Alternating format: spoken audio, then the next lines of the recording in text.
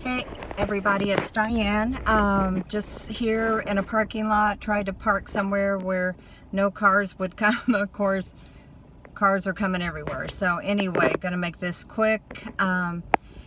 Again, Diane, and coming to you from Texas, and this is Lucky Gardenia Dashboard Confessional, and I am actually in the car, so it's legit.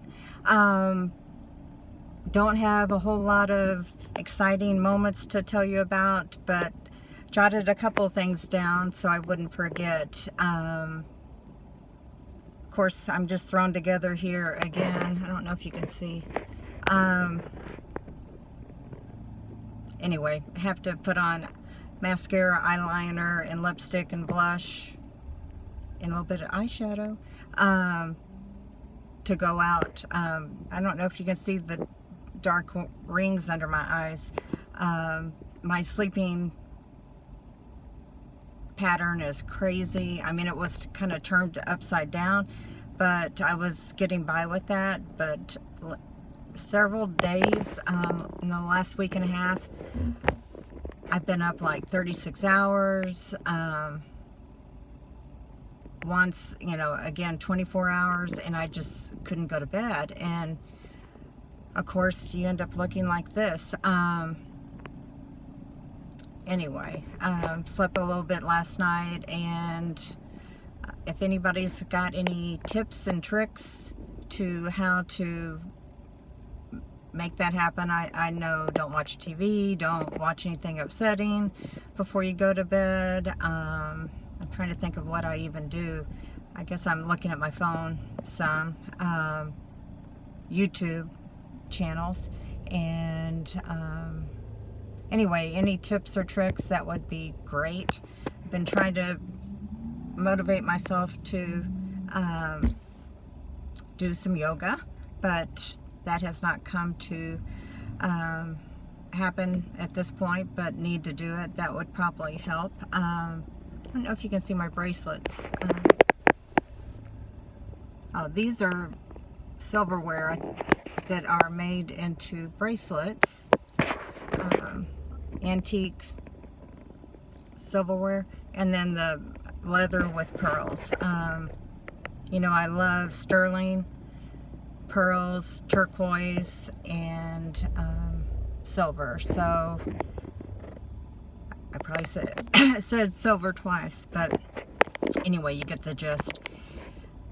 Let's see what's going on. Let me look at my list. It's Robin's birthday, my daughter, and wishing her a happy birthday week, and talked to her quite a while. I think it was on Sunday, and she's doing wonderfully. She's back at school. She helps with dyslexia students, and then she just told me she got her master's. She graduated with her master's this summer, and she's going back for her PhD. So I told you my kids are way smarter than I am, but very proud of her, and she does well in school, and she sounded excited about it. So that is one good news. The other is, this is not cross-stitch related, but it is fiber related. Was looking through my Instagram, and I have a cousin on my father's side, and his wife and their family, they live in Costa Rica, and always look at their postings because they're living such a different kind of lifestyle from here in Texas, and they did used to live here in the Dallas area. But she had made this little purse out of something that she had woven on a little loom, and I thought, I've got a loom, and I had made some little wall hangings that I still cannot put my hands on. I had taken them to work, and I don't know what I did with them when I brought things home from the office. So back at it, looking at some YouTube videos and Instagram, trying to just do something different, and so that's been really fun, and it's mindless per se, except for color choices and making sure you're going over one, under one, which sounds easy, but it's amazing how you can look at something that doesn't look quite right, and you've gone over 2 and not under. So that I'll have to, I'm not at the house, so I can't show you it, but I'm doing one with some pale pinks and some grays, and it's a little bit larger than I thought it would be, so I started another one that's smaller. And the ones I actually made years ago for the office, and I did it just on cardboard. I don't know where I had seen it, but where you put little cuts in cardboard and you can make your own little loom. So I'm currently using wooden looms, and like I said, I had one and already, so trying to see if I can't try something different. You know me, I'm always trying to find something new and adventurous to do. Let me see what else is going on. Have not done any cross stitching, have not made it to the little quilt group that gets together. Days have just not worked out where I could make it there when they were there. So last week they did meet, and I've been getting texts, please come, and it's like, I want to, but last week during the night, Birdie had another episode, and if you haven't watched any of my earlier videos, it was back in 2018. My pug, Liberty Bell, and I call her Miss Birdie, she had some crazy episodes, and I had found her outside of the bedroom in the front of the apartment where it was chilly. It was in February, and her temperature had dropped to like 96, and had blood work done. Her liver count was off, and I've been giving her supplements to help with that, and we did sonogram, and there was a tumor, and I can't remember the name of the tumor, but it's one with a lot of blood vessels in it, and they had talked about, even if I did surgery, it could, you don't know what you're going to find when you open them up, and it's one of those ticking time bombs that if it ruptures, you're going to bleed out. There's nothing you can do about it. So she really had me scared, and it took her days to recover. And I mean, the day it was the worst, I had to pick her up and take her to get water, or use a syringe and put water in her mouth, and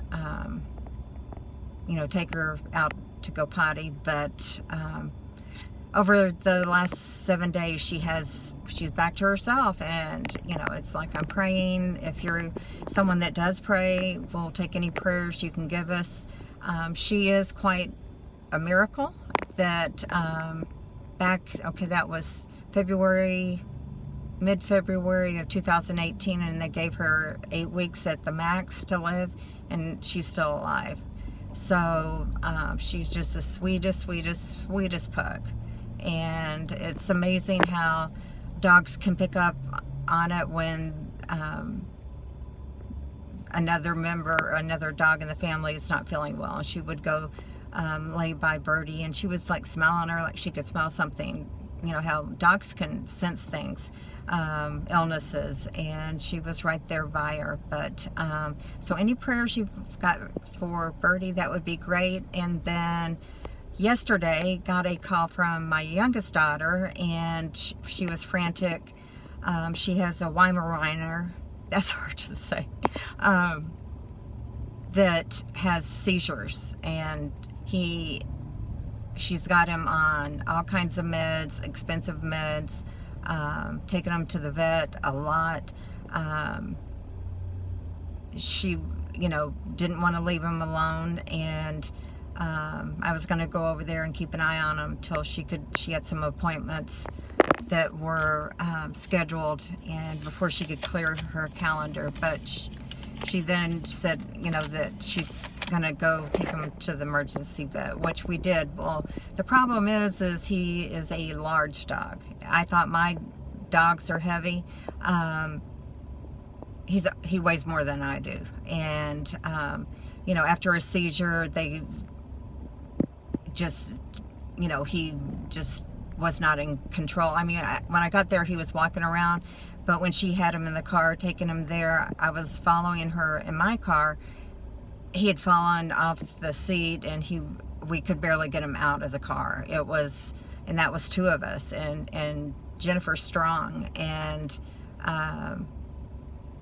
but it's basically like dead weight, and he's still there, and he's got to schedule an appointment at a neurologist. They did call a neurologist and adjusted some of his meds. The vets there thought they had him on the strongest amount that he could have, but based on his weight, it could be adjusted up higher.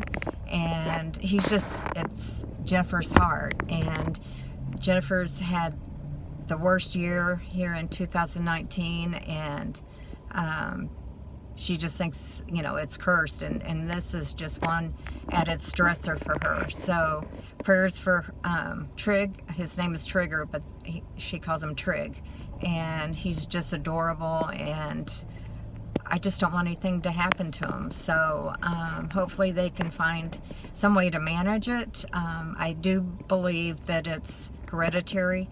She found out that the brother from the same litter had epilepsy. So doubt that it's, you know, a brain tumor.